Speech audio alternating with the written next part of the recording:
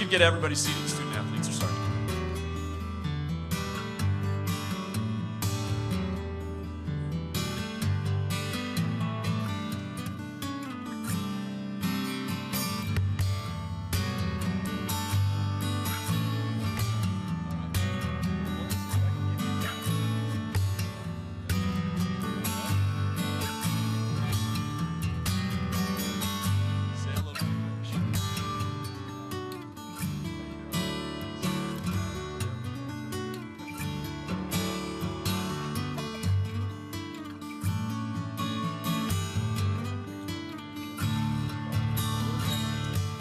Welcome back to the ACC Kickoff 2013 here at the Grand Oak Resort in Greensboro, North Carolina. I'm Jeff Michelle, joined by two Clemson Tigers student athletes, Spencer Shuey, senior linebacker, and Taj Boyd, senior quarterback for the Tigers.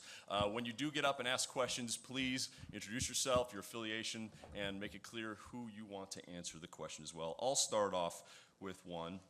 So, and then we'll get it going. Taj, I've been doing a lot of research and number crunching. You're pretty good. Yeah? It depends. Yeah. What do you have left to accomplish? Really, there was a lot of reasons that I came back to school, but ultimately a lot of those things were really team-oriented. I feel like we have an opportunity to have a special season.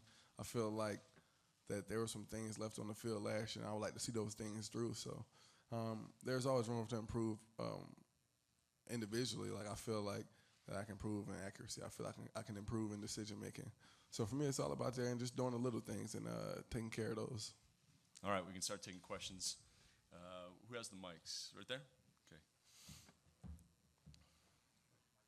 Yeah, go ahead. Right. I think you're right there. Questions for Taj. Taj Kennybeck, WXII, NBC in Greensboro, Winston-Salem. I'll be the first one to ask it. Jadeveon Clowney, are you scared? Am I scared? No, I'm not scared. Not at all. What'd you think when you heard him say that? I mean, it's just one of those things that just happens. Obviously, I felt like that I matured in the situation, but it's one of those deals where, you're going to have comments. You're going to have comments in the game, off the field, on the field. It's all about how you respond from it, honestly. Honestly, those are things that I'm not really focused on at the moment. We'll see those guys in November. But in the meantime, we got a lot of work that we need to accomplish as a program and as a team before we reach that step. So for me, this season is all about just going out here, enjoying every moment possible, and just trying to embrace the opportunities. He the best defensive player you've ever gone up against? He's a really good player. Really, really good player, man. Had an outstanding season. He's going to have an outstanding season this year. But again, when we meet up, it'll go how it goes, and it'll take care of itself. But for right now, I'm just trying to get ready for this first game of the season.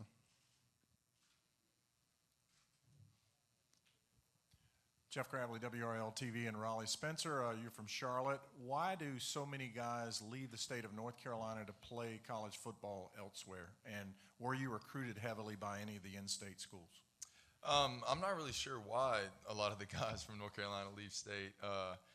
The reason I chose Clemson was just because it was kind of the perfect distance away, kind of far enough away from home, close enough if I need to get home for something, and just the overall fit I felt like was best for me. And I was recruited by a couple of the schools in state. It was just it wasn't as off the location that I kind of chose them off of. It was just I felt like I had a better fit at Clemson, and it was the best fit for me, so that's why I chose there.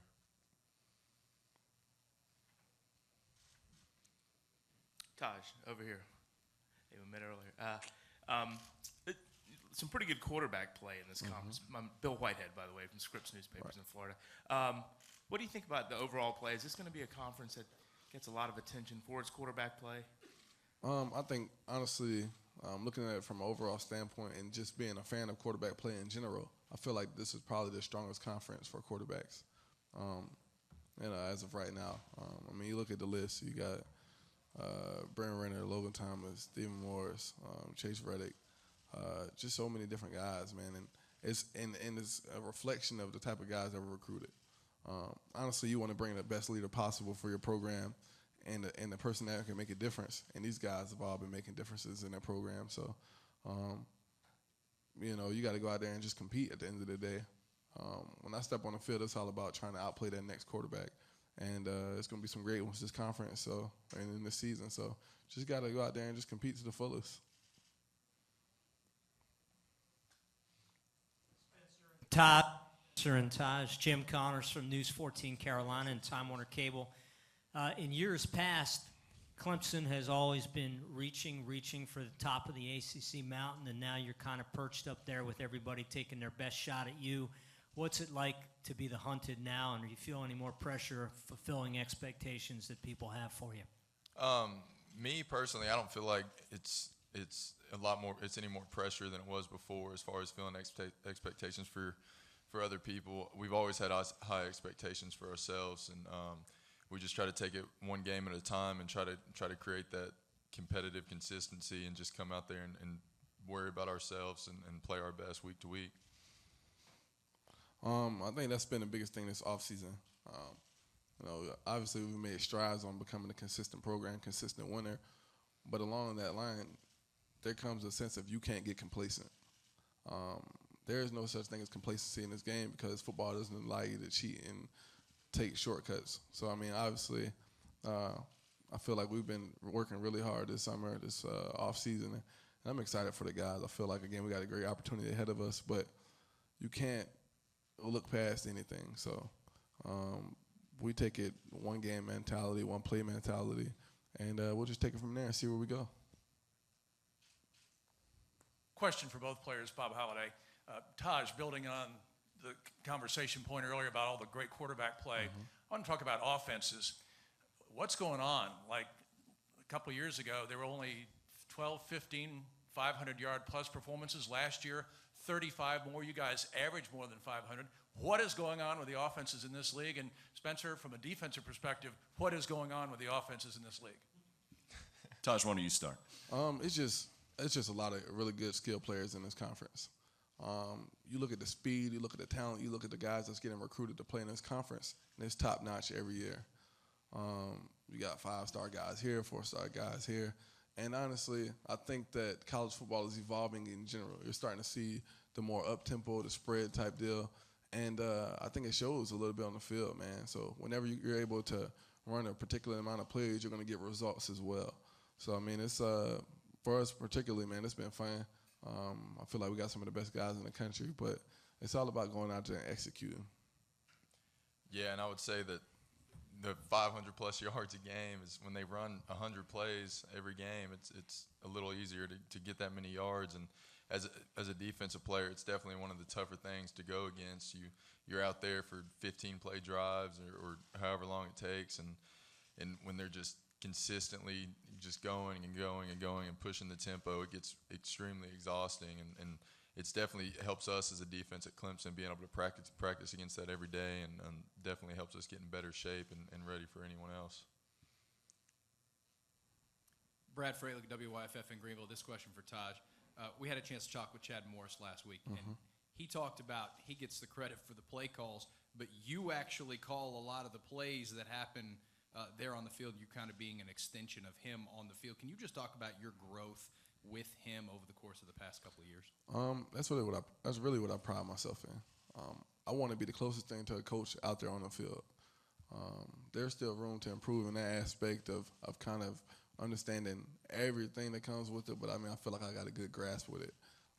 He's pretty flexible with me and allows me to do some things that comes with experience in this offense, and it's been a blessing playing for him. So I was really a big fan of Chip Kelly coming out of high school. I was really close to going there. So when Coach came in, it was almost like it was a blessing, man, because, I mean, you get that type of guy in here that's caring, that's loving, man, and just lets you go out there and play. And you can't ask for anything better than that. But, we get as many as 4 different things you can do in each play, and it's all about you going out there and trying to make the right decision. So when you're in practice, man, you try to pride yourself on making the best decisions for the team as possible. Yeah, Taj, Carlton Tudor, WRAL. The first week, the game against Georgia, is it a little bit like last year? I mean, do you sort of approach it the same way? I think so. We like to prepare ourselves in the best manner possible, regardless of who we're playing. Obviously, this game is a little bit more high stakes. College game day, ABC, 8 o'clock in the Valley. I mean, it's probably going to be the loudest that I've ever heard there, but it's still a game. You know, you still got to prepare with purpose, prepare with confidence, prepare with an intent to be the best team possible. So, I mean, you know, you have to be in midseason form by the first game. Maybe so, because, I mean, we got certain things at stake. I feel like they have the same thing over there. And, you know, both teams have a lot of pride, and it's gonna be a showcase for sure. And I'm excited for it.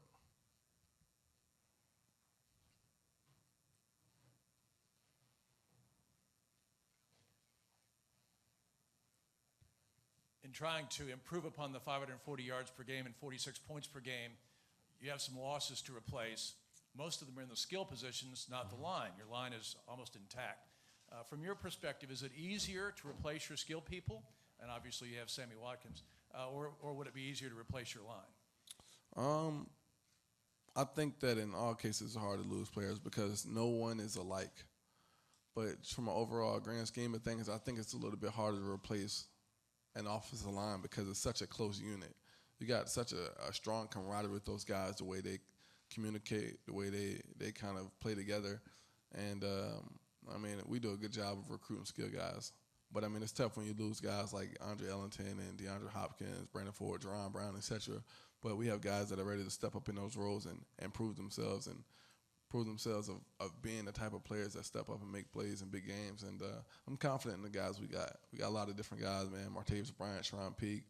At the tight end spot, we got, you know, Stan Seckinger, Jordan Leggett, J.J. McCullough. The list goes on. So there's guys out there, but at the end of the day, man, they just got to go out there and make plays, and I'm confident that my guys will. Kind of on the same line, Taj, maybe by his own self-evaluation, Sammy would say he had a down year last year. What have you seen from him since then, and what do you expect from him this year? I think that his expectations are so high because of the type of player that he is. And he's worthy of all the hype and the praise that he's getting because he's that type of player. And that's what I expect from him this season. This has probably been the biggest offseason that he's had. Never seen anybody work so hard, man, and I'm excited for him. This is going to be an opportunity for him to go out there and show the people, again, what type of player he was and have a season like he did the freshman, and maybe that much more. So, again, he's going to play a big role in this season, a big role in this offense. But I know he's ready for the challenge, ready to step up and make some major moves out there, so I'm excited for him. All right, guys, we're out of time. Spencer Shuey, Taj Boyd, thank you very much for coming here, answering questions. Keep it here on the ACC Digital Network. The Duke Blue Devils are coming up next. Guys, thanks. Thank you. Appreciate it. Good luck this season. I appreciate it.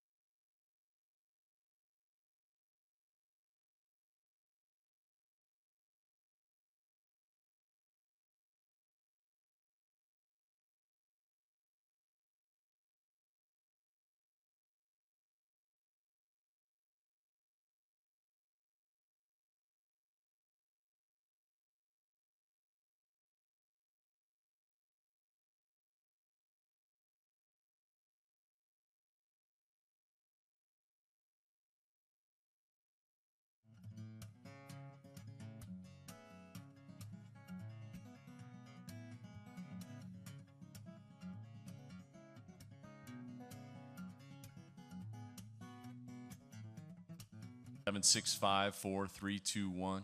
I'll tell you guys when we do get going. Just lean into the mics when you answer the questions, and and these guys are all pretty good about making sure they tell you who wants to talk. So they'll say Ross, or Anthony, and you know. Do you guys want to test theirs as well?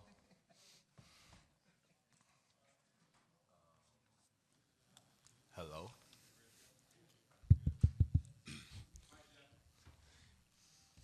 All right.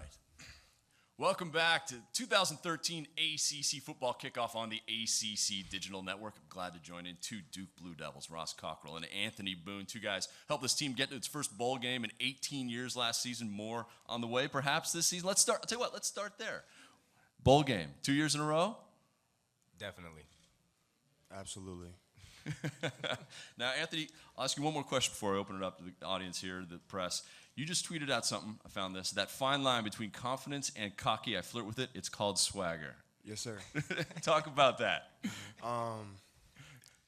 You can't never be too confident, but just there's an aura about some college players, and people call it swagger. Coach Cutt says about me all the time. He says, you have swagger. You can't really coach it. It's a confidence, but it's not overconfident. It's that fine line, like I said. Does Cut say swag or yeah, swagger? Swag, Yeah. whatever you want to call it. All right, let's see. We have questions. Where are the mics? He's coming, I promise. Brian Formica, WFMY News 2 over here. Last year, you guys shed the stigma that was Duke football. And in turn, how do you even top that this year? And can you top such a season as last year? Who wants to take that first? Anthony? Go ahead. Last season was a good confidence boost for our program, and it showed our guys that we can go out and compete with any team in the ACC. But it also makes us a lot more hungrier this year, knowing that we had a lot of games on the ropes that we could have finished that we didn't finish. So this past offseason, we worked real hard on making sure we finish drills and we finish everything we're doing. That way, when it comes Saturday, we're finishing teams off, and those games that we said, dang, we should have won, that we're coming away with the W, and we're not worried about it. Yeah, Anthony hit the nail on the head. The most important thing that we have been talking about this offseason is finishing, and that's how you build a program. You go to multiple bowl games each and every year. When you look at UNC, Virginia Tech, Florida State, Clemson, some of those big names in the ACC, they go to bowl games each and every year. They go to the ACC championship. They contend for national titles, and that's what we're trying to build towards. It's been a long road coming, but I think we're finally reaching some of the fruits of our labor. Question for both Kenny Beck, WXII, local NBC here. Somewhat on the topic of finishing. After the Carolina victory, you guys were 6-2, didn't win another game all season. Were you guys satisfied at that point to make a bowl? I know you were playing tough teams. How do you explain sort of leaking oil there at the end of the season? What are you guys doing to address that for this year? Ross, why don't you go first on this one? Okay. Honestly, I think there was some satisfaction with winning the bowl game, winning the victory bell, doing all those things in one night, and I think that kind of lingered throughout the season. So this year, last year we had a lot of guys, a lot of 5th, 4th year guys that have been on 3 and 9 teams, 1 and 10, stuff like that. So when you finally reached the peak of that mountain, which was a bowl game for us, it kind of set in, and it may have hurt us finishing the season. This year, we've gotten a taste of what it's like to be out there, to be winning games, to be dominant on the field at times. And so that's why we've been talking about finishing so much during the offseason. Anthony, you want to add anything? No, Ross hit on the head. Jeff Gravely, WRL for Anthony. I got to see you last year in the game against Virginia. Tell me the value of getting some snaps last year as you go into this season. And so many people talk about the value of David Cutcliffe as a quarterback tutor. Give me some tips on why he's so good and why he's made you better. Coach Cutt is he's very adaptable, but he's still strong in the way that he coaches quarterbacks and coaches players in general. He starts first. His big thing is teaching quarterbacks to know defenses, and so growing from my freshman year to now, I'm very well rounded in different defensive schemes across the country. He's very big on you maturing as a man on and off the field. So that comes with taking care of your schoolwork on and off the field, which is film or your academic studies. So I think his biggest thing is to help the growth of the mind. He recruits guys that can either throw it or they can't. That's his big thing. Is just, you can either throw or you can't. I'm not gonna be the coach to change your throwing style or change. I might correct your feet work and tell you you're reading it backwards. But his big thing is when he recruits a guy, it's all about he can throw it or he can't throw it, and I'm just gonna teach him the game. Adam Rowe, 24/7 Sports. Anthony, you're going to be full-time starter this year. How have you changed your preparation in the offseason to assume that role? Just what have you done differently? I haven't done much differently, honestly. When you prepare as a backup from last year, my whole mindset was, you never know, somebody might slip and fall, or the starter might, get hurt that game. So you got to prepare every week like you're the starter that week. So honestly, it's the same thing, being a vocal guy on and off the field, in the weight room, in the training room, in the locker room, being vocal, making sure guys are accountable, and also making sure I'm accountable. I'm there, early, a little bit earlier, and I'm staying a little bit after with extra receivers, get some extra work in, just so guys that, I'm accountable myself, and I want you to be accountable for not just me, but for the team. Question for Ross. Bob Holliday covered some of your games last year. Jordan Bias and Lee Butler and the guys that played alongside you last year are gone. On the other hand, the guys that played ahead of you are back. Talk about maybe the pluses of that. Maybe can you generate more of a pass rush this year? Yeah, that's what I'm really excited about. We got a lot of 4th, 5th-year guys, Jamal Bruce, Desmond Johnson, Kenny and Nicky's 6-year senior, Justin Fox. We got a lot of guys on our defensive front that have played a lot of snaps for us and have taken a leadership role on this defense and on the team. So I'm extremely excited about what we have coming back. We're going to be young on the back end, and that's no secret because we had a lot of 5th and 4th-year guys starting for us last year. But we're going to need protection from our guys up front, and I think that's what builds a great defense. Kevin Conley, Fox 8 in Greensboro. The last couple of years, Coach Cutcliffe, he's had the opportunity to go to other jobs, but he stayed. He stayed committed to you guys. Talk about the impact that's had on the growth of the program. It just says a lot about his character, and with a guy with a character like that, he's only recruit people that have just the same amount of characters he does. So from my class to Ross's class, we came in when the program was only winning 3 games, when I'm sure a lot of us had offers from winning programs, and it just says a lot about the character that Coach Cut wants around the program to be there, when times were rough, and to kind of get the ball rolling and watch a team that was undershadowed come to light. One of the most important things Coach Cut tries to teach us is about being a man and about life in general, life after football or life during football, and for him to continue to turn down jobs, to stay with us, to build a program, to stick it out, to commit to us, just shows us as players and shows people all around the nation what it takes to be a man, and that is commitment to one thing, and that's your job. Hey, Ross and Anthony, Jim Connors from News 14 Carolina and Time Warner Cable. Good to see you. I was wondering if you could answer the same question from your side of the ball. Duke's offense this year will have more wrinkles than people are accustomed to, perhaps not as pass-happy, pass-dominant. And so how much more havoc do you expect to be able to wreak? And Ross, how much trouble are you seeing from the new dimension that Anthony brings to the table? Ross, why don't you go first? Okay. Well, honestly, I enjoy our new offense a lot more. We're going to be able to control the game a lot more offensively. We're going to be able to pound teams. We're going to be able to tire out defenses and keep other offenses off the field. And I think that's what, if you look at all the great teams in the NFL and college, that's what they do. They have great running games, and they have great quarterbacks behind them that can hit the deep ball when it needs to be hit. And that's what Boone brings to the table. Boone can run the ball when he needs to run the ball. He can throw it deep when he needs to throw it deep. And he's not afraid to hand it off and let our running backs take control of the game. From an offensive standpoint, like you said, our ground game is going to be big for us. We got 4 great running backs, and Josh Snead, Juwan Thompson, Jalea Duncan, and Shaquille Powell is going to be a name this year. They're I would argue say that they're 4 best in the ACC running back as a core. Those guys are real smart. They're a real tight knit group. They all catch the ball well. They all run the ball very well, and obviously everybody knows that we got everybody coming back up front, which is a big deal for us. We got a new center, which is going to help out. It's going to be a little rough, but he's got some snaps last year.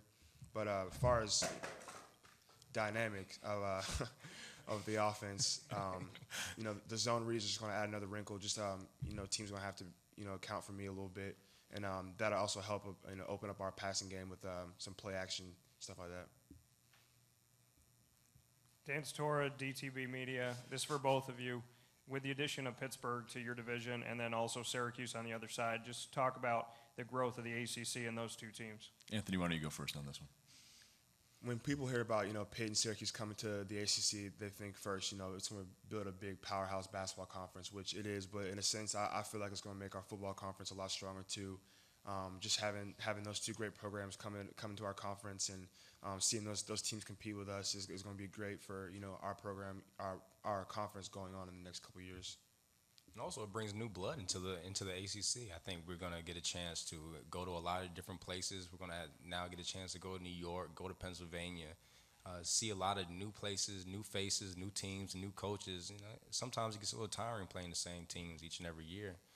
So now we're going to have a lot of transition and a lot of variability in teams that we can play within the ACC, especially when you add in Louisville in 2014 and Notre Dame coming in later on. Since I don't see a hand raised, I'll ask you guys. Well, Ross, I'll ask you this about defense. Obviously, last year was like a year of the quarterback in the ACC, a lot of yards through the air. How did that help in your development, actually having to go against these great passing offenses in the conference? Well, it helps in that you can get to see a lot of different formations, a lot of different routes. Our quarterbacks everyone in the ACC is an intelligent quarterback. So you get to see them take control of their offense. So it's not just what the coaches are calling on the sideline, but these quarterbacks are making checks, they're seeing blitzes, and they're, checking to the right run or checking to the right pass. And when you see that allows you as a defense to try and vary your game, better your disguises so that you can try and trick some of these guys out here and make them throw you the ball. Anthony, I wanted to ask you one more thing. Obviously, last year you got into several games, a number of games. How does that help now that you're the starter? It helped with the confidence, not just in myself, but with my teammates, and having them, know that I can come into games and be accountable and make things happen and not actually, take steps backwards, but take steps forward. It also helps with the coaching staff. It takes a lot for a coach to say, hey, here's my offense. You're the captain on the field. You're an extension of me, so you got to control the game. And just having those games under my belt, gives them the confidence to know that, I understand the offense, I understand defenses, and I can go out there and make the right reads and the right plays and make extra plays if needed. All right, Anthony Boone, Ross Cockrell, both appreciate it. Thank you very much. Anthony Boone, the starting quarterback for the Duke Blue Devils this season. I want to mention Ross Cockrell. You're on the watch list for the Nagurski, Thorpe, and Lott as well. Could be a great senior year for you. All right, guys, thank you very much, the Duke Blue Devils. Thank you.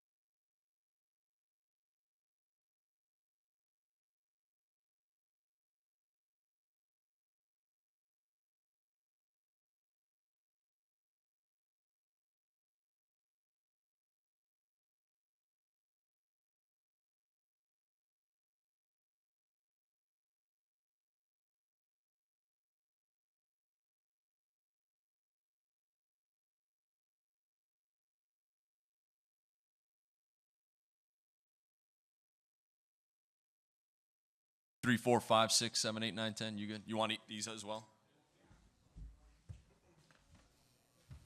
1, 2, 3, 4, 5, 6, 7, 8, 9, 10. Good? 1, 2.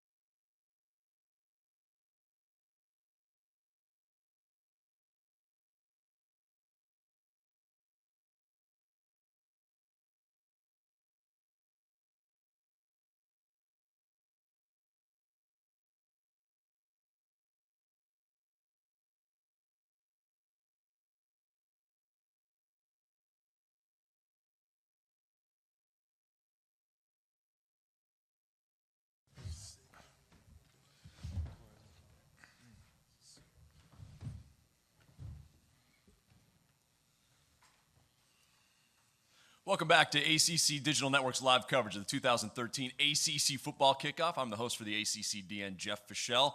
Now, joining me, two Virginia Cavaliers, Morgan Moses and Jake Snyder. Guys, we'll start getting some questions from the press here in just a second. I do have to ask one thing first before they do. You tweeted out a picture yesterday of him sleeping. Will there be any retribution, Morgan? I definitely have to get them back for that. They were kindly and asked me could they post it, so I said yes, being a good sport, but I definitely have to get them back for it. Fair enough. All right, let's take some questions from the press. Please introduce yourself, your affiliation, and please let us know who you want to answer the question, or at least who you want to answer first. If you could raise your hand, we'll get going. There we go. Hi, Jake and Morgan. Jim Connors from News 14 Carolina and Time Warner Cable. Jake, start with you, but from both of you. Tom O'Brien, what are your thoughts? How are you acclimating to his return to Charlottesville? It's been very exciting. I like Coach Why don't you O'Brien lean into the mic, Jake? I like Coach O'Brien a lot. He brings a lot of experience to our team, and I've really enjoyed having him around. I'm on the defensive side of the ball, so I don't interact with him a whole lot, but I've really liked what he's been doing with the offense, and from what I can tell, he's doing a great job. But he's not the only coach we got in new. There's a couple other guys coming in, and they've all done a great job as well. Definitely me being part of the offensive side of the ball. Just having Coach Tom O'Brien over there, his knowledge of the game, as an offensive line coach, tight end coach, and a former head coach, definitely makes us better as an offense. The things he's doing with, the tight ends as Jake McGee, Jeremy Dolan, and that group, they're definitely getting better, and the guys seem to take them really serious and buying into his techniques and the things he's teaching the guys. So I think it's a great opportunity for us to have a guy like that that's been around this ACC league for a while.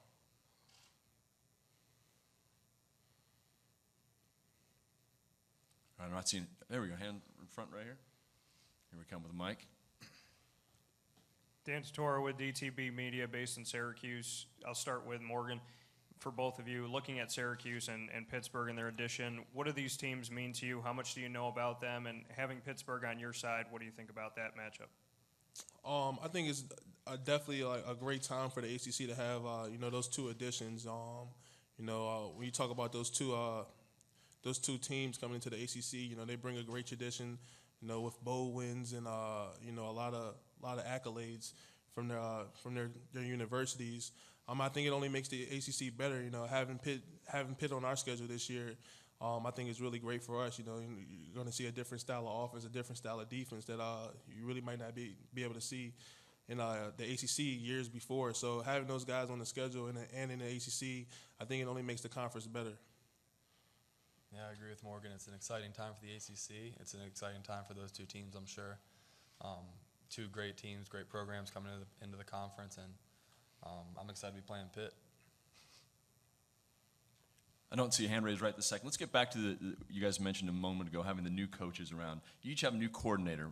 Morgan, why don't you start and talk about your coordinator, the impact he's having, and then Jake talk about the defense as well. Steve Fairchild, great offensive coordinator. As we know, it seems like the guys are really buying into with his beliefs and what we do on offense. But also he coaches the quarterbacks for us, and the quarterbacks, as you know, it's a little competition going on, and those guys are buying into his system. A lot of the guys love what he's doing for us. As a coach and as a person, he's a great player. Great coach. He listens to us as players and the things that we want to do. So I think it only can help us, having his knowledge from the NFL and college on our staff, is definitely helping us for our success. And over on my side of the ball, Coach Tenuta has done a great job coming in. There's some carryover from the defensive schemes we ran the year before coming into this year, and so it's still a learning process. There's still new things we need to be learning. But as far as the schemes go, there's a lot of things that carry over that we still can understand. That makes it easier for the transition, especially for the younger guys. And he's the kind of coach that players like to play for. He's fired up all the time. He's excitable. He likes to bring pressure, get after the quarterback, and create turnovers, and that's what we want to start doing as a defense. WCAV, we'll start with Jake, but for both of you, what's it like being two of 8 seniors on a team in terms of leadership? What's your leadership role like? It is a unique opportunity since there's so few of us. My class was one that a lot of guys did not redshirt, so I'm one of, I think, 3 or 4 or 5 guys that are fifth-year seniors. That being the case, just off the bat, you've been around for 5 years, you're going to be looked up to no matter what. You add in starting for a few seasons, and that just makes it even more so. But no matter what, I would like to look at myself as a leader, and Morgan the same way. Guys are going to look up to us because of the way we work and because of the way we play. And on the field, off the field, all things trying to do the right thing, trying to set the example for these young guys coming in is the most important thing to us. And whether we're one of 20 seniors or one of 8, it doesn't really make a difference. I think like Jake said, us two guys just being around UVA for so long and just having so many starts and career starts and stuff like that. I know a lot of guys look up to us. I think that's one thing I've developed over this spring is being more of a vocal leader instead of just going out there and playing ball. Because we had O'Day last year to be that vocal leader. And I think that's, it's helping me. I know it's helping Jake out to be more vocal and they have that character of leadership because, a lot of guys are looking after us. And it also makes us a better team, being able to touch each player with the things that we've learned over the years playing in the ACC. So. Bob Holliday, this is a question primarily for Morgan, but Jake, if you have some thoughts, jump in. Virginia is known for its strong offensive lines to the year, and most of you guys that opened the holes last year are back. You do, however, have major backfield losses. You talked about having a new quarterback. You also have to replace Perry Jones, who had 36 career starts. Bring us up to date at the process of basically rebuilding your running game. When you look at the running backs, man, you have Kevin Parks, who's an amazing running back. He does so many things for us. Actually last year, I think he led us in rushing yards. And You bring guys like Khalid Shepard, who has helped us a lot in the return and punt game. His leadership and skills that he has for us on the team, allows us to do a lot of things as an offense. But also Taquan Mizell, who's a true freshman coming in. We're looking for him to step up as well. So Perry's a great player, but I don't think if you ask KP, I'm pretty sure he'll say like, he can do everything that Perry does. So I don't think we're losing that much in the backfield. As for our offensive line, we have a lot of guys that played last year returning, and that will definitely help us because being an offensive line, that's one thing that you look for our offense is to have a great offensive line to get that running game. So I'm just looking forward to just working with these guys and just getting this offense going. So.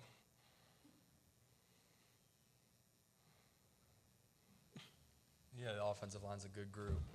It's fun, working against them all spring, and it's unique in the summer because you're not really competing against each other every day like you are in the season and in the spring. So I've gotten the opportunity to work out with a lot of those guys, and they're hard workers, they're dedicated, they have a goal in mind and they want to get there, and we got a lot of good young guys that are going to step up for us this year as far as the O-line goes. For both of you, we can start with Morgan. The boys in Blacksburg have had bragging rights the last several years. How important is it to you to swing that pendulum back to Charlottesville? Definitely, it's very important. We talk about the season, 8 home games. You bringing in BYU, Oregon, Clemson, all those great teams. In the back of my head, you always have that, that Virginia Tech game circled because it means so much, just not bragging rights, but you talk about 2 traditionally great teams in the ACC battling at the last game of the season, and who doesn't want to see that around Thanksgiving time?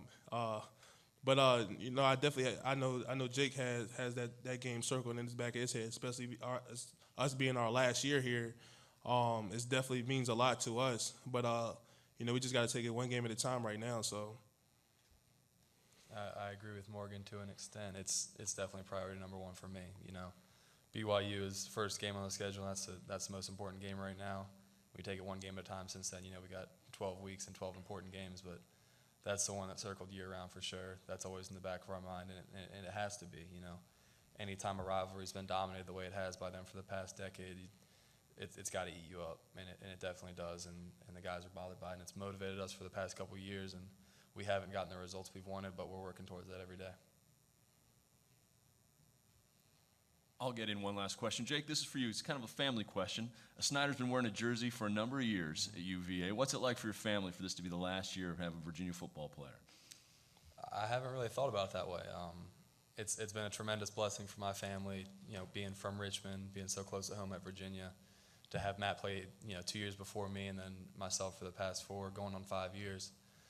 I know my parents have loved it. My grandparents are in the state, so they're able to come see us play, and it really has become a family tradition every fall. Going to Charlottesville 6, 7, 8 times a year, and I've loved it. I know my family's loved it, and it'll be a little bittersweet when we get close to the end of the season, but I'm sure my family will continue coming back to games for years to come.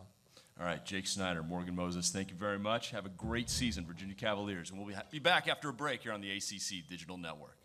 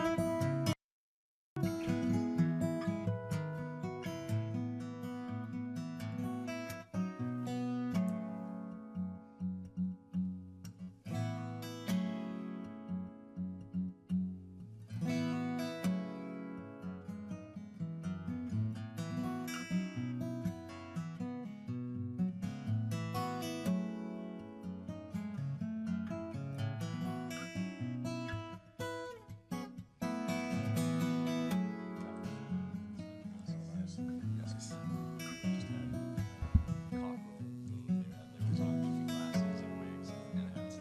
That's awesome.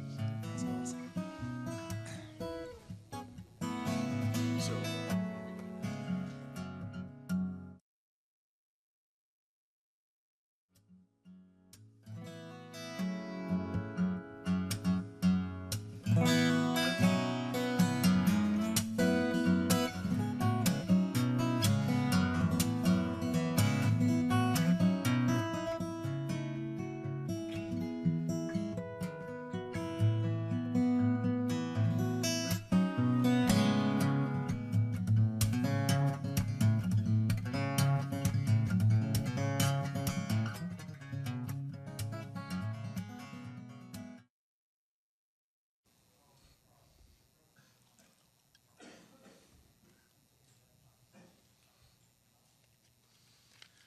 welcome back to the ACC Digital Network's 2013 ACC Kickoff live coverage. Joining me now, two Tar Heels, Kareem Martin and Bryn Renner. We're going to talk about the Tar Heel season coming up in 2013. Guys, let's start with this. It's year 2 with Larry Fedora as head coach. What's different between year 1 and year 2 with a new head coach? Kareem, yeah, you go first. Okay. Difference between year 1 and year 2, is just the comfortability with the coaches. We know what Coach Fedora expects out of us, and we know what to expect out of him from coaching and everything. So I think that's the biggest thing that happens from year 1 and year 2. I think, along the lines of that is less uncertainty. I think I was sitting up here last year and I was wondering what training camp was going to be like. But now, we have a goal in mind, and Coach Fedora does a great job of setting that goal and setting the tempo for our whole team, and we're excited about the upcoming season. Okay, we have a couple mics out. If you could, okay, we got there. Again, name, introduce yourself, and please let us know who you want to answer the question first. First, Bryn, and then Kareem. Bob Holliday saw some of your games last year.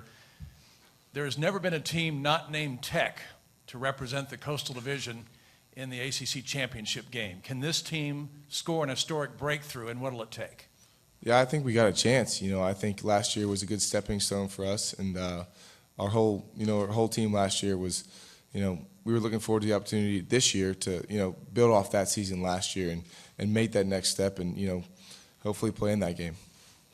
To go along with what Brent said, I think that the big thing for this year is just to play together as a team. Both offensive and defensive sides of the ball has to play well in order to make that come true. Mark Doe for WYFF in the back from Greenville, South Carolina. Can you guys talk about your opener going to Williams-Brice Stadium for that Thursday night game to kick off the season? I think it's going to be really exciting. I think I can speak for Kareem and our whole team. We're looking forward to the opportunity. They're a top 10 team, very good team. Best player in the country. So it really gives us a chance to see how we stack up, and we can build off that for the rest of the season. I think it's really going to be a big part of our season. Being able to start with a top 10 SEC team. It can really elevate us for going on into the ACC play and the rest of our non-conference schedule. So I think it's a big opportunity for not only the team but for the UNC football brand. Right over here. This is a question for Bryn, Jeff Gravely, WRAL. Jeff. Have you ever worn your Coastal Division championship ring? And can you talk about just not having that postseason ban attached to this season? I have worn the ring. I wear it with pride. And I think, to speak along those lines, I think Coach Fedora did a great job of giving that, respect to our seniors. All those guys could have left, but they didn't. They did not. And they really, carried us through that season, through a tough time. And as far as, being able to play in a bowl game and possibly the ACC title, it's like Christmas. You get some new shoes and you really like them. And we're looking forward to all the games we have this season. But to be able to go to a bowl game this year, it's going to be a lot of fun. Okay, WFMY News 2.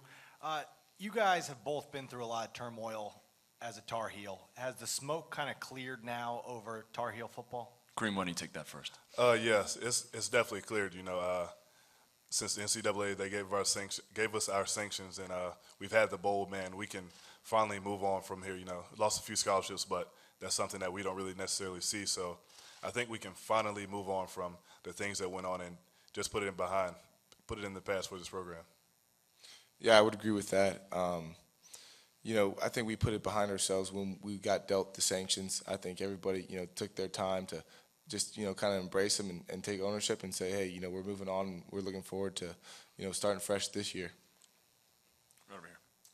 Bill Whitehead, Scripps Howard Newspapers in Florida.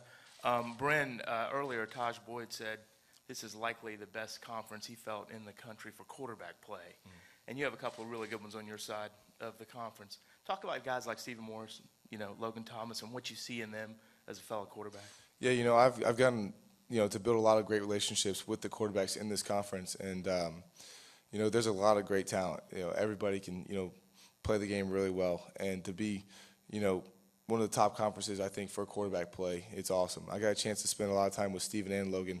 I speak to Stephen at the Manning camp, and then, Logan just the past couple of years and being from Virginia. Those are great competitors. Playing against them, it's always scary. I know Kareem could probably speak on that, but, you're watching from the sidelines and you see the throws they make. It's absolutely unbelievable. Yeah.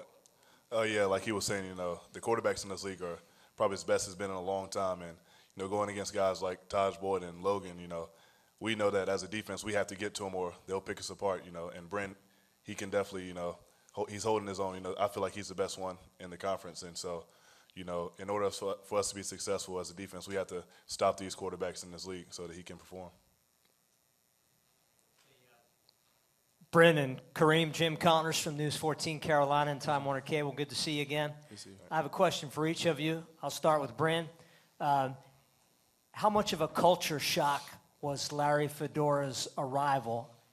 How much did it shake you up, and have things settled down for you in that respect, or is he still the Tasmanian devil? I think I was excited. He's got kind of my personality, really fiery, and, never back down attitude. And that's what I really liked. The first time he came I'll never forget the first time he came in the meeting room. We kind of met him, and he was just, getting after it with that intensity. And you want that as a player. You want a coach that's going to have your back at all times. And I wouldn't ask for a better coach than Coach Fedora and the job he's done to get us over that hump of having the sanctions and, moving forward to this season. So he's done a great job of just, getting the whole program behind him. Your defense has always been able to make a big play, but you had a ton made against you. Yeah. And so where does that stand with what you're going to need to do this year to shore up some holes defensively? I think we just have to know our assignments. Defensive responsibility is the biggest thing for us going into this season. I think in a lot of the games where we were gashed for big plays and gave up a lot of points, it was because we did it to ourselves, from missed assignments and everything. So I think that it's a big part for the defense just to learn the playbook this year and, be where you're supposed to be and do your 111. This is for Bryn. Kenny Beck, WXII 12 News. First time in school history, 3 offensive linemen taken in the same draft. That's a great thing, but as a quarterback, how do you assess where the offensive line is this year? And could you say a few words about the development of Eric Ebron and what you expect from a guy who may be your favorite target again this year? Yeah, absolutely. Very discomforting for losing those 3 guys. I've been with those guys for the last 2 years, and losing the number 7 overall pick and Jonathan Cooper and Travis Bond and Brennan Williams, it's going to be tough. But we got a lot of guys behind them that are eager to play. I think if those 3 guys, they did a great job of bringing those guys along even during the season, knowing that they were going to be the guys to replace them. So we're in great hands as far as that concerned, and they're eager to play and want to show everybody the talent that they have as well. And as far as Eric Ebron, he's the best tight end in probably the country. We're very blessed to have him, and I'm very fortunate to throw him the ball because he can do a lot of different stuff. We can split him out wide. We can, he can block, everything like that. So he's the complete package as far as it comes to tight end play. Hey, Bryn, question about, it's first of all hard to believe you're a senior, and now there were questions of, can you run this offense? And you said, yeah, it's the offense I ran in high school, and you flourished last year. Talk about maybe your journey to where you are now from where you began and how successful you have become. It's been a whirlwind, but, I've had a lot of help along the way. I've been very fortunate to have, 2 coaching staffs that are really, really good. Couldn't ask for, Coach Fedora to come in and, kind of take, me under his wing and have a great year last year. But it's definitely been, the whole, town of Chapel Hill. We've been through a lot the last 4 years, going on 5 years, and it's gone fast. I didn't think when TJ told me that it was going to go really fast. It did go fast, and everything we've been through, it's been everybody behind me. Everybody's had great character as far as the teammates that I've been involved with, and even moving forward. To be able to play against South Carolina, your senior year, kick off college football against a top 10 team. You can't ask for a better dream. And I've had a great career, and I'm just looking forward to playing these 12 games with guys like Kareem and probably my best friends. So. This question is for Bryn. Kevin Conley, Fox 8 in Greensboro. You went to the Manning camp this summer. What specifically did you do there, and what did you get out of it that will help you this season? It's an unbelievable honor to be around guys like Peyton and Eli, and just the knowledge they have of the game.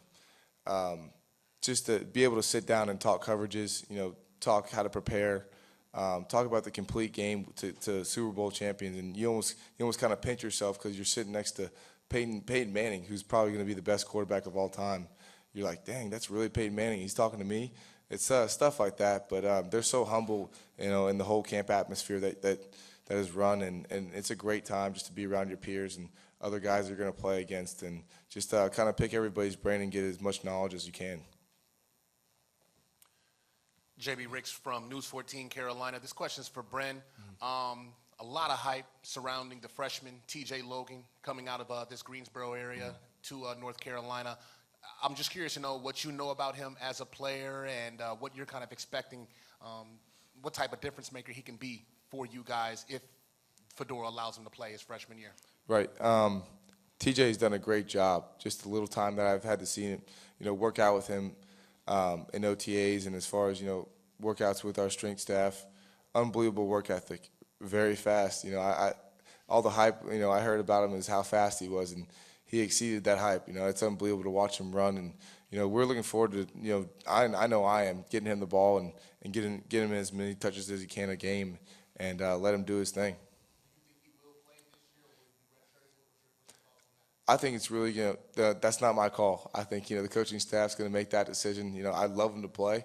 I love him, to fit right in training camp and be in the mix. We're going to need everybody, though, so I wouldn't be surprised if he ends up playing. But, it's going to be up to the coaching staff and Coach Anderson and how they want to utilize him. This question for Kareem first and Bryn. You guys outscored people in the fourth quarter 95-40. Nobody else in the league came close to that. Kareem, you were talking about the big plays. Apparently you gave them all up in the second and third quarter. I think you were kind of gassed in. But how do you explain only 40 points in the fourth quarter and then, Bryn, the offensive dominance in the fourth quarter? Is it conditioning or more than that? I think it's conditioning. All the hard work we're putting here in the summer with Coach Lewis is shown in the second half of all our games. As a defense, we've been a better second half team than we have in the first half. And I think that it all goes back to the summer days where it's 95 degrees and we're out there running sprints. We're complaining, but we know it's going to make us better. And it showed last year, like you said, we only gave up 40 points in the fourth quarter. So I think that we're doing the same thing this summer even more so that we can continue that trend. I think that's the main thing Coach Fedora has preached is finish. He put up a sign in our practice facility that says finish. And the way we practice is, to do that. We're always moving, always on the go, and that's the main thing that I realized as far as the differing of staffs. This very intense practice, going full throttle. I think that's the one thing we preach is, fourth quarter you have to make plays, and that's when the game is won. And I think, it speaks volumes of the offseason work we do with Coach Hernandez and also, what Coach Fedora has preached to us. Kareem Martin, Bryn Renner, thank you guys. Hey, Kareem, one thing. I saw you tweeted yesterday, tomorrow's going to be a marathon. These guys aren't that bad, are they? Nah, not yet. All right. Day's just beginning, so we'll see. All right. Bryn Renner, Kareem Martin, North Carolina Tar Heels. Guys, thanks. We'll take a break here on the ACC Digital Network.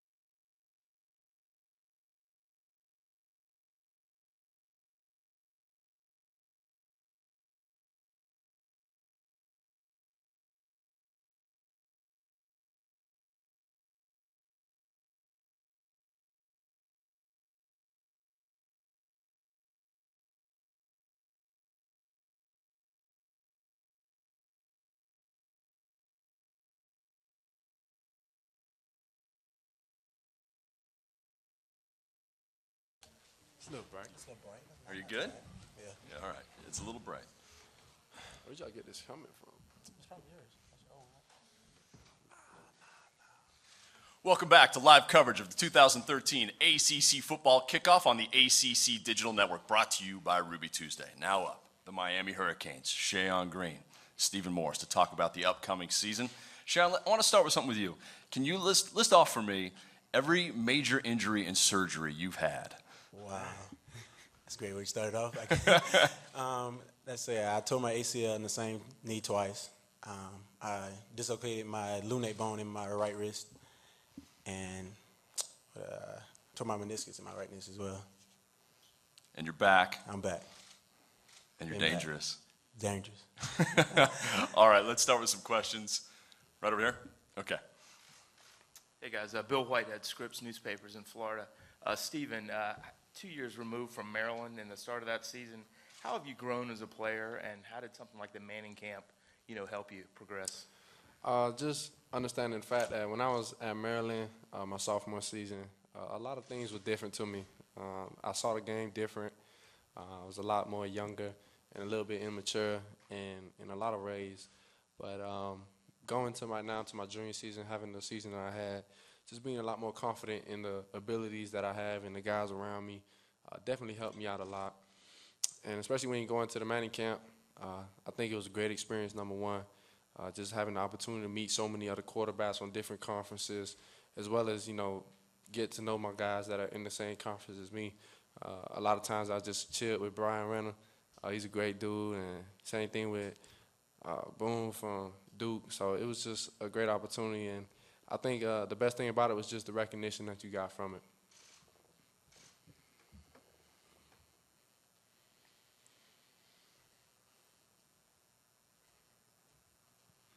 Question for Stephen, Bob Holliday.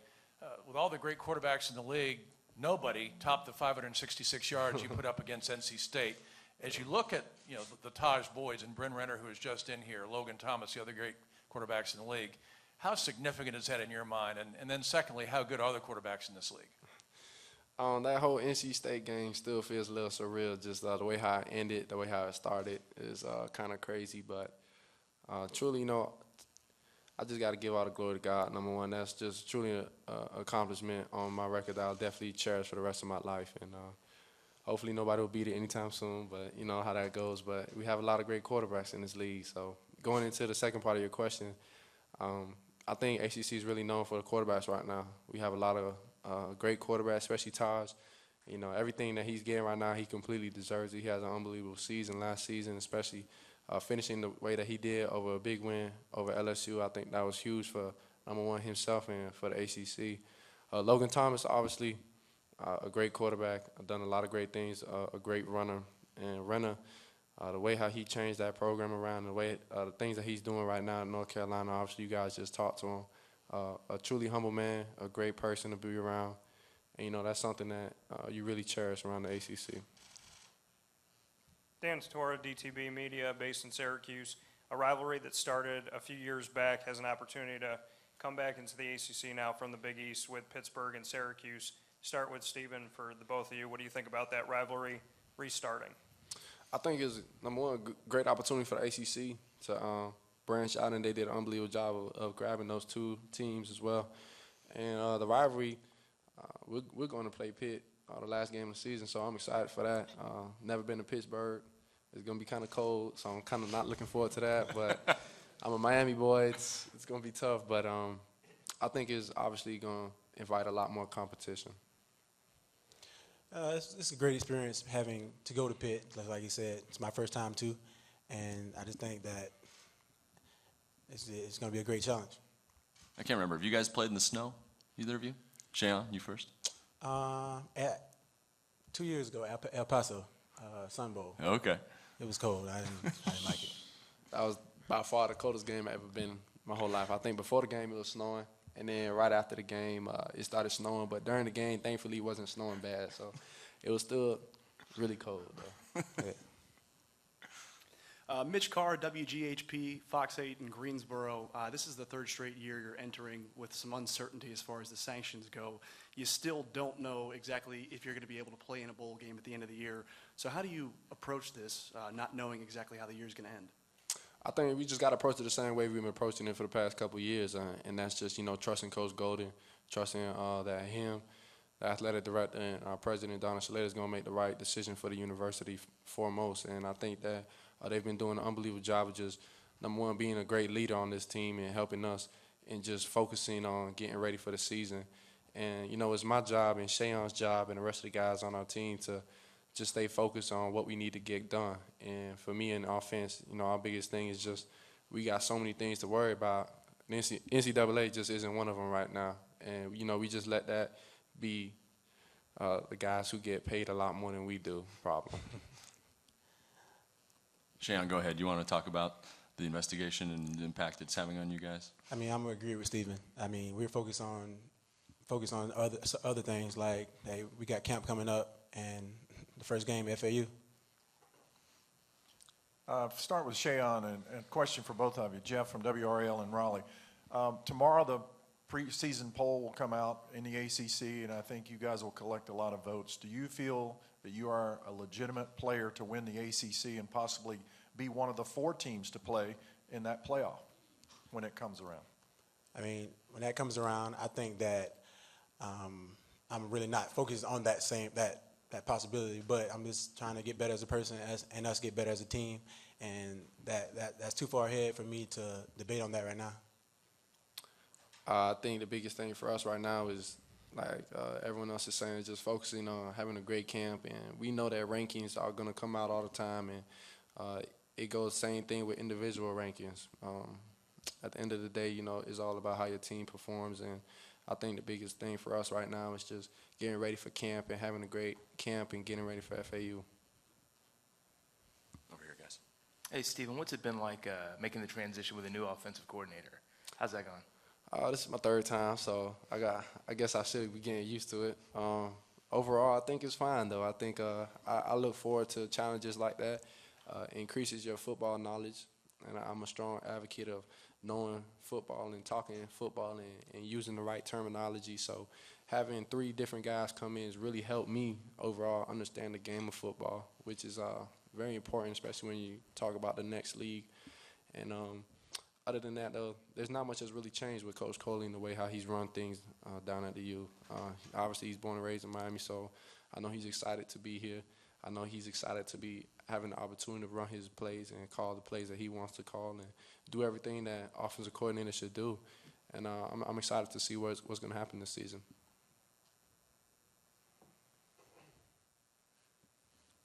I see a question right now, so I'll ask one. It's a kind of a follow-up to you guys worrying about whether the NCAA investigation. What did it feel like for the 2 of you and for your teammates as well when you found out you weren't going to get a chance to play in the ACC title game? Shayon, why don't you start? I mean, it was tough to deal with knowing that we wouldn't be able to go to the title game, even though things went our half on the coastal part. But at the same time, that was a decision made by our president, Donna Shalata, and Coach Golden. And I feel like if it was right for them, then it was meant. Basically, it's just the same thing. I think the biggest problem with that was when the same situation happened to us last year. We had a terrible game against Boston College, and I think our biggest focus was we received the news and we took it as a team, and then our next day focus was just getting ready for Duke. And we didn't want a repeat of what happened last year. So I'm excited to see, the way how we changed that and our culture changed and was just focused on getting ready for Duke.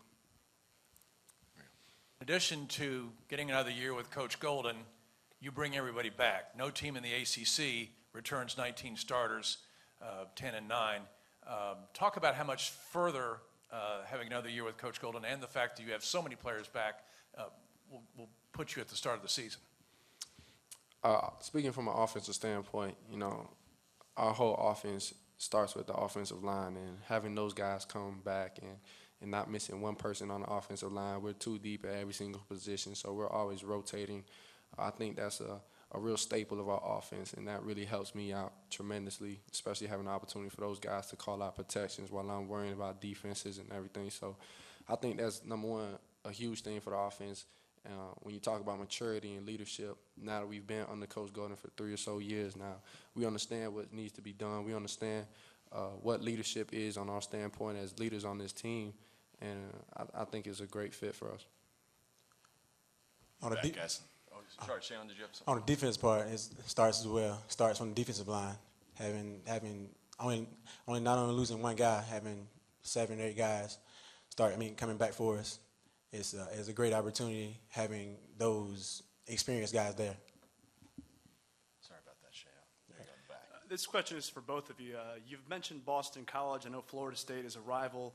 Stephen, last year in the North Carolina game, I know you got hurt. Is there any ACC opponent that you're really looking forward to playing again? Like, we got another opportunity to play these guys. Or do they all just look the same to you? Stephen, you want to go first? You laughed. Might as well. Obviously, when you talk about Miami, you always got to talk about the Florida State rivalry, and I think that's huge, obviously. And other than that, I think another game for us will be playing against North Carolina at North Carolina Thursday night. Make sure y'all go check it out. Be a good game. They supposed to be wearing they all black. And at the Manning passing camp, me and Brian Renner were always talking about it, and it's just hilarious. And I think it'll be a great game. Obviously, a big game for us, a marquee game for the ACC Coastal Division. So definitely that obviously has to stand out. I agree.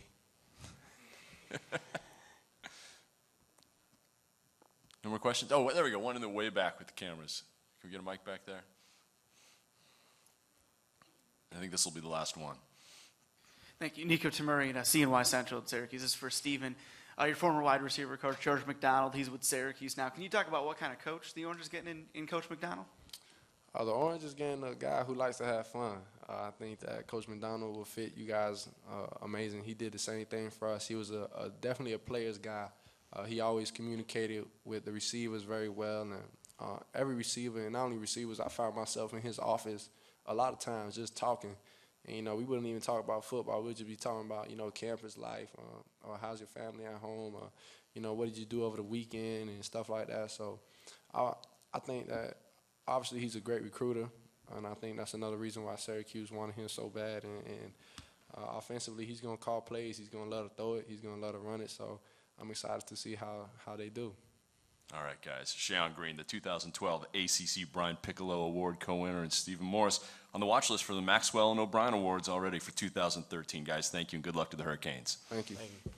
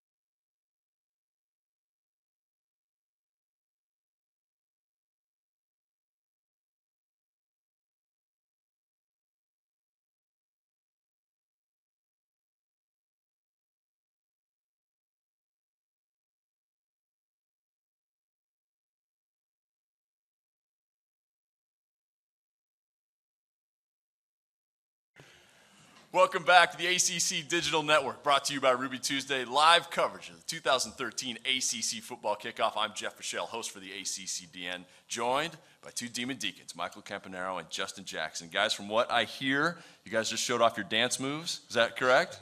Yeah, I showed off a little dance moves I have in me. Justin, you're minoring in dance, so you're a little more comfortable in this. A little bit, but not in front of people. Not with the camera rolling. We'll be sure to share that soon, I'm sure. All right, let's get some questions. I see hands. Sure, right here first. Camp, you've seen Tanner Price kind of grow as an athlete and as a leader. When he first started, everybody kind of thought he was kind of timid, and now you've seen kind of Tanner grow into his own along with him, so have you. How has that connection grown between the two of you? Yeah, I mean, it's grown, since day one. I mean, it seems like it was yesterday when we first started throwing, 707s right when he got there. And, now we're just, seniors and leaders of this offense. And, we know what we're capable of. And, we're just working on, bringing everyone together as an offense and, just getting some more points up on the board and playing well. But he's doing good. I think, I don't think he had the year he wanted to have last year, personally, but we had a lot of injuries up front. But he's, he's looking to have a big year this year. I think he's very excited, and as a team, we're really excited to see what he's going to do. Over there, guys, right over there. Kevin Conley, Fox 8 in Greensboro. I think a lot was made how you guys finished last year and how Wake has finished the last couple of years, kind of leaking a little bit of oil. Talk a little about how sort of maybe changing that towards the end of the year. All right, well, I think, like we all know, that we didn't finish the way we wanted to the last few seasons. So I think it's just that we need to make sure we are focusing on winning towards the end of the season.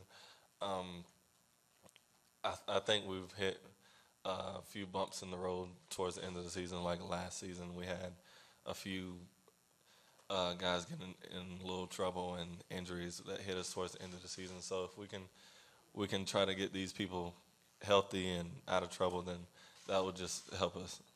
Yeah, I think just also having some good senior leadership, which we have this year. Just guys who have experience and knowing that we gotta be all in for those last few games. I know we've been through a tough season, but just bringing younger guys along and keeping everyone focused, for those last 3-4 games, and just knowing what it means to our season. I mean, we didn't play well last year, and we could have gone to a bowl game, which would have been huge, for the program. So, this year, I think we definitely have a different, mindset and mentality going on around this team right now. So I think you'll see a different Deke team. Down the middle in the back, guys. JB Ricks, News 14 Carolina. Mike, can you specifically talk about the focus? You talked about the senior leadership that you guys are going to have this year, and obviously you're a part of that. Can you talk about the focus that you have or have had since since the spring games, and just going into this season as far as, you shutting down your Twitter account and just kind of having this type of focus that I've never seen, out of you since I've been here? Yeah, I think, it's senior year, and,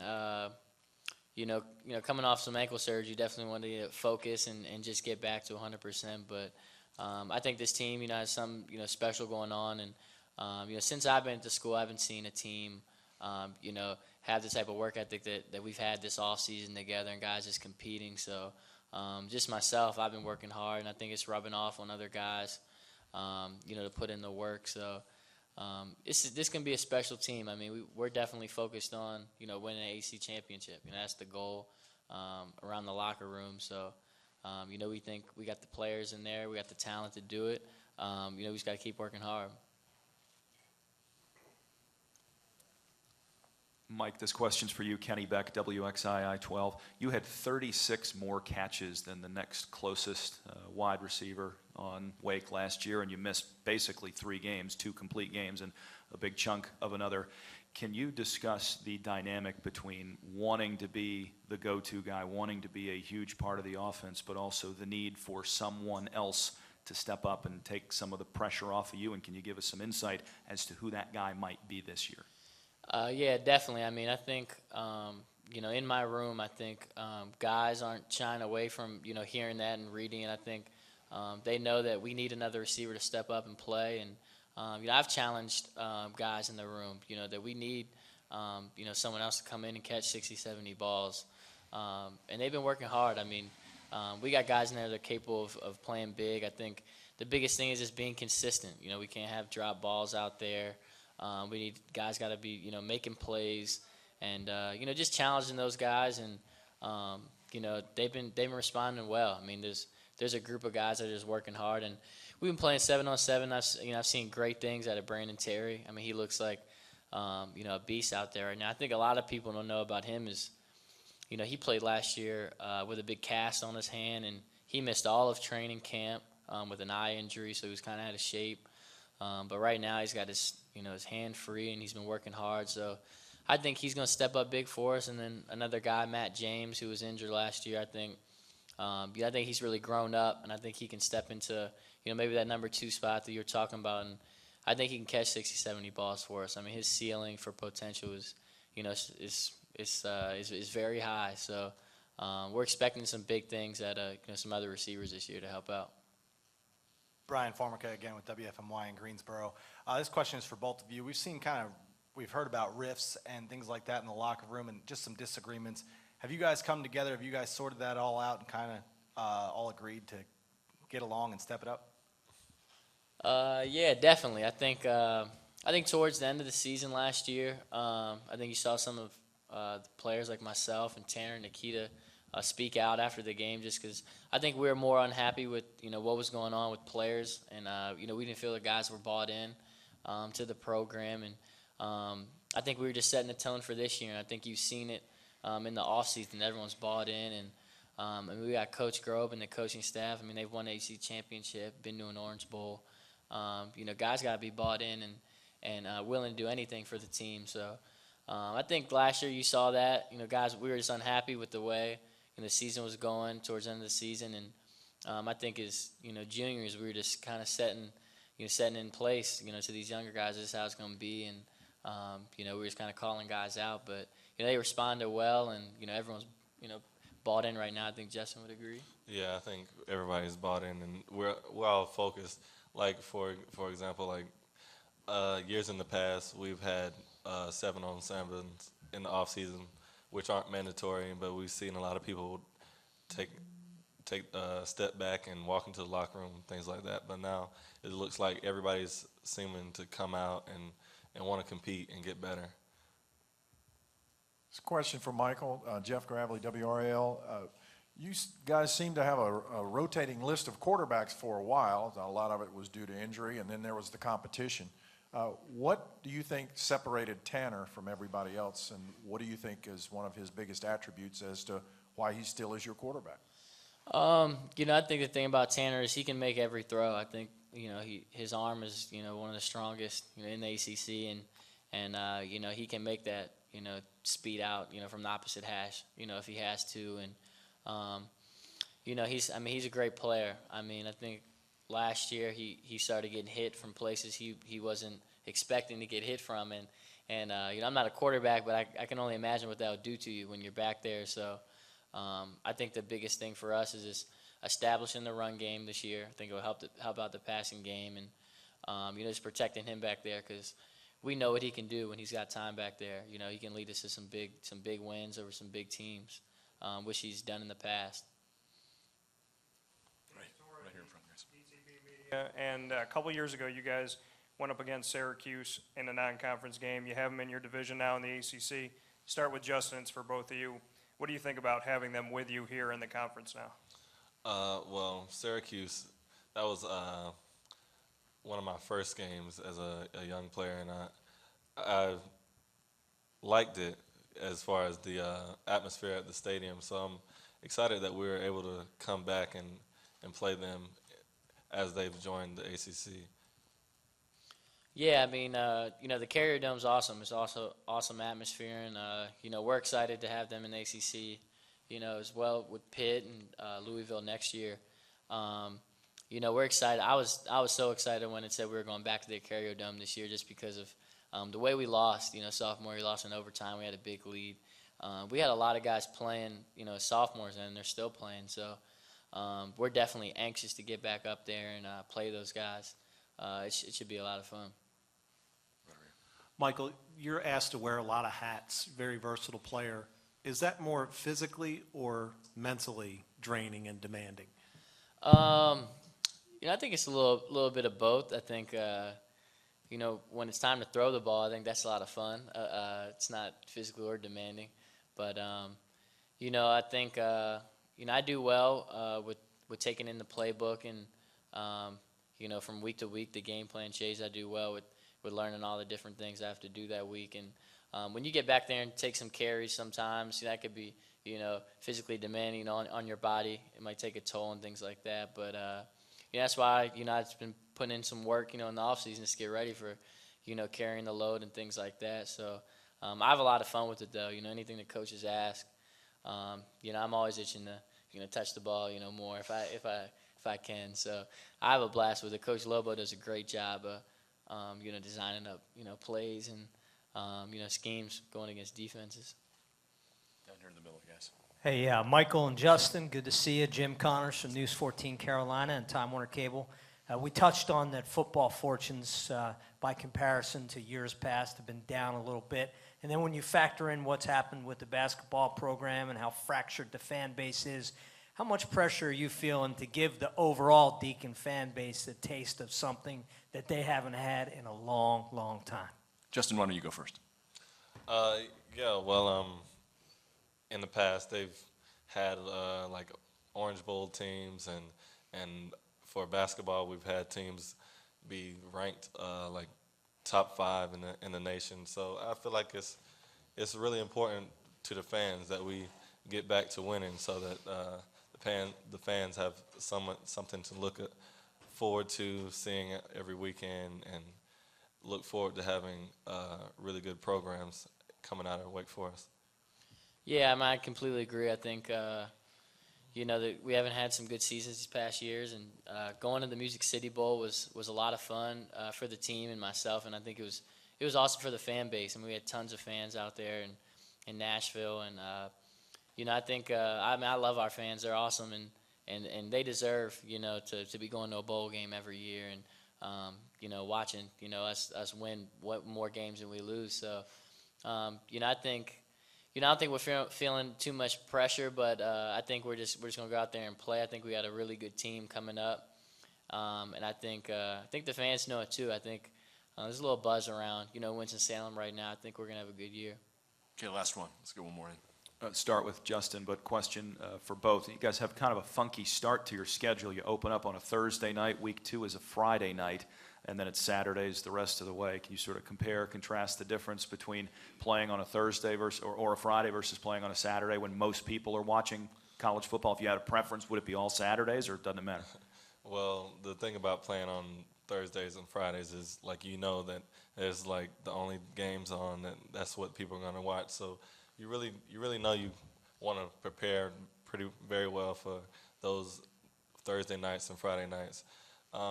Also, it's a little bit different because you'll be playing at night versus like on Saturdays. You could be playing it at noon or earlier in the day. So it's a little bit different, but it's a good experience both ways.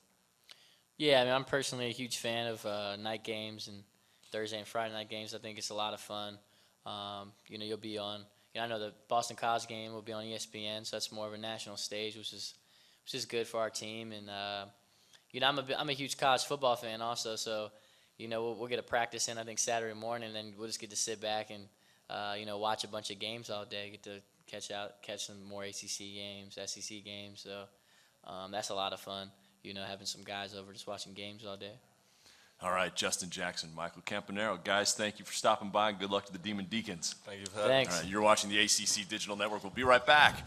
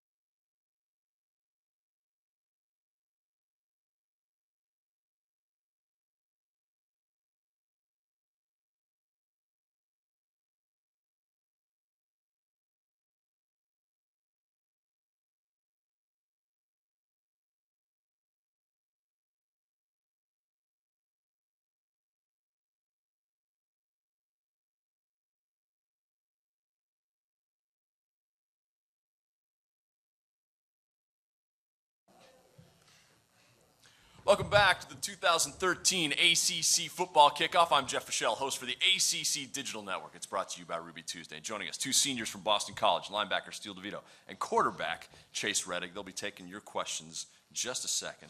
First, I'll start with one, though. When you guys watch film from, say, last year, what do you see? What would you like to improve on? How do you want to be different Eagles this year? Steele, let's start with you. Just from a passion standpoint, last year I don't think we played with a ton of passion, and this spring we came out and we had a lot of guys who were really excited about practicing and really excited about getting better and learning the new system. I think from a level of enthusiasm, kids are really excited about the game and kind of have this newfound passion for the game. I think when you watch film from last year, you see a lot of potential. A lot of wins that we weren't able to accomplish late in the game, after halftime. So a lot of things that we can take forward to this spring. Now the question is, during the spring, was how are we going to fix those? How are we going to buy into our new head coach? How are we going to get the seniors to step up and lead this football team and this football program back to winning football games and going to bowl games? So there's much to be seen from last year's tape, so we're going to try and go and fix it this season. All right, we'll start taking some questions from out there. Oh, right here in front. Dan Tortora, DTB Media, based in Syracuse. This is a two-part question. You brought up your head coach that's coming in. What's your relationship with him so far? And you talked about energy. Coach Adazio is a high-energy guy. So what are you taking from him, and what are you taking from the new matchups that you'll have in the ACC? Chase, why don't you go first? All right, Coach Adazio, high enthusiasm, a lot of passion, loves the game of football. As a player, you have to love that aspect of him, and it really connects on a personal level with the guys that really want to be out there, win every game that they have a chance to, the opportunity to play, and he's brought that aspect to our culture at BC. Steele, you want to jump in on that? Yeah, and also from a accountability standpoint, he's just bringing everybody more accountable and I think we're a much tighter group. I think last year we were very fragmented, and this year, we're much more together, and you can kind of feel in the air in the locker room as well. I'll follow up with what's the impact he's had on the field, what the kind of game plans you guys had developing an offense and defense. Chase, why don't you start with the offense? Offensively, Coach Adazio definitely offensive-minded, detailed with the offensive line. So there's going to be more of a, conscious effort to run the football, and that'll eventually help us throwing the football as well. Last year, we got a little pass happy at the beginning of the year, and it worked for us. But I think in order to be a successful team and a team that wants to go to a bowl game every year, you have to be balanced running the football and passing the football. So that's what we're going to try and get back to this year, emphasis on the run game, and hopefully we can open some things up through the air. How about defensively? How are things changing? Yeah, we've made a pretty drastic transition defensively in some aspects. Last year we were kind of laid back, so to speak, kind of bend don't break mentality, and this year we're just attacking. I mean, every single snap we're going to attack you, and just going to play hard smash mouth football, and expect the offense to kind of adjust to what we're doing instead of sitting back and adjusting to what they're doing. So it's going to be pretty exciting. Chase, Miami was in here a little while ago. Stephen Morris talked about being on his third offensive coordinator. That's nothing for you. You're now on number 5, right? Yes, sir. How hard is that for a quarterback, and is it going fairly well this time around? Yeah, 5 offensive coordinators. It's not ideal, obviously, for a quarterback. You want some continuity. You want some consistency to rely on, to build knowledge off of. But I'm 21 years old. I have 30-something games under my belt. I approach this game not as an amateur but as a pro. So, learning the offense wasn't a problem. And when you're the quarterback of a team, you got to know everything so that the rest of the guys around you who may be younger, who might not have the game experience, who might not know how to study or approach film or the offense itself, they're going to ask you questions. You got to be ready to answer them. You got to help them in the huddle. You got to help them on the field. You really just got to take full control. And, going through so many different coordinators, after the first, second one, you get that mindset, and I've just been running with it since. And it just so happens that we've had more and more offensive coordinators. Yeah. Right here. Bob Holliday, got a question for each of you guys. Chase, you first, then Steele. Taj earlier said that in his mind, there's no conference in the country that has quarterbacks as good as the ACC. Do you agree with that? And what, as a quarterback, how do you look at the talent in this league? And then part two, Steele, how do you stop the great quarterbacks in this league? Okay, I'm going to answer your second question first just because that'll put my first question in perspective better. How do I look at it? Really, during the season, I wish I could watch more college football, but you're really game planning for who you're playing. But when you are doing that, you're able to watch what other offenses are able to do against them. So I can see, Taj and Bryn and Glennon from last year and other guys that,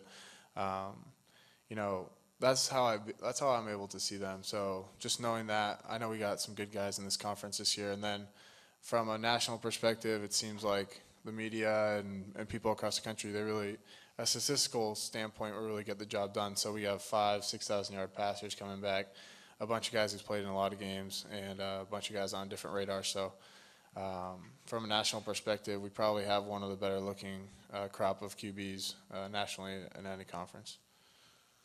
Yeah, and just to echo off that, luckily in practice, our defense gets to go against one of the best passers in the league, as Chase is here.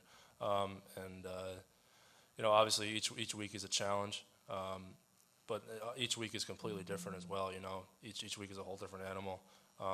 But we get excited about the challenge from a week-to-week basis. Going against Taj against Clemson or whoever it is,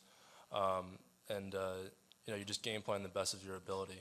Each quarterback, I think it's unique because every quarterback has a different something that they're really good at, whether it's a specific attribute or whatever it is, that they do exceptionally well.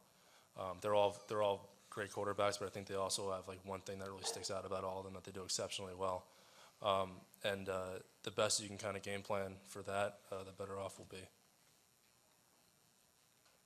All right, guys, I'm going to ask you about something that's kind of popped up on Twitter a little bit about your new coach, the hashtag Be a Dude. Chase, you want to start with that? Yeah, sure. That's a Don Brown phrase, our new defensive coordinator. He kind of said it during the spring, and it actually turned into a really great recruiting tool for us. It kind of just like, be a dude is just like go out and, kind of accept the daily grind. And if you're going to do something, you might as well do it 100% and be accountable to your teammates. There's a whole bunch of different things enwrapped in it, but it's definitely something that our school and our coaching staff has brought into every facet of our game. Steele? Yeah, the more dudes we have, the better. I was kind of joking with someone. You either are or you aren't a dude, and if you're not a dude, then become a dude. But if you are a dude, you know what it means to be a dude. What's the initiation process to becoming a dude? Well, in California, it was just like surfing and stuff. But in Chestnut Hill, it's just you gotta be a hard worker. I think what BC has really relied on in the last couple of years, before this recent high recruiting profile, was production of players and getting guys to work and play their full potential.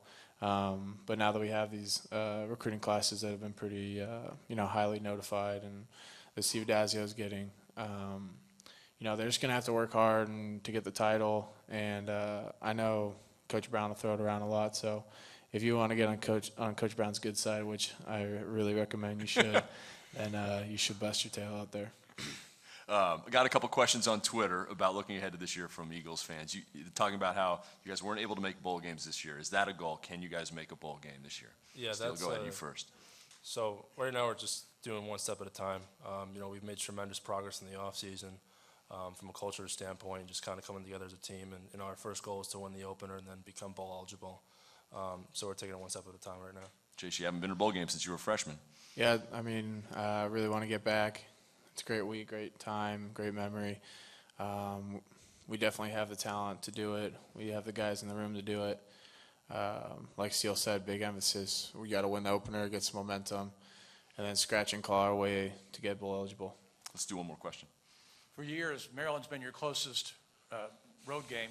I'd be interested to know Syracuse and Pitt coming into the league, what the reaction is, and around Chestnut Hill, and particularly, of course, you play Syracuse this year. Yeah, it'll be nice to play Syracuse at the end of the year at Syracuse because it'll be freezing cold outside and we'll be in a dome. So it definitely that was definitely an awesome thing that happened freshman year, because I remember it was like a snowstorm, and we had that convenience of playing inside. So, but from an ACC standpoint, from a locality standpoint, they're closer.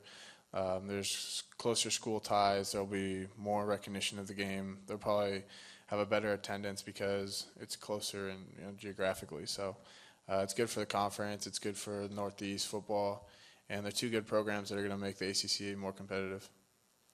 All right. For Boston College fans and for all of ACC football fans watching at home, want to let you know that if you're watching at home right now on the page, you'll see you're going to have to scroll down to see the rest of the teams as the press conferences continue throughout the afternoon. But again, we want to thank Steele DeVito and Chase Reddick for Boston College. You guys, good luck in 2013. And we'll be back with more from the ACC football kickoff here on the ACC Digital Network.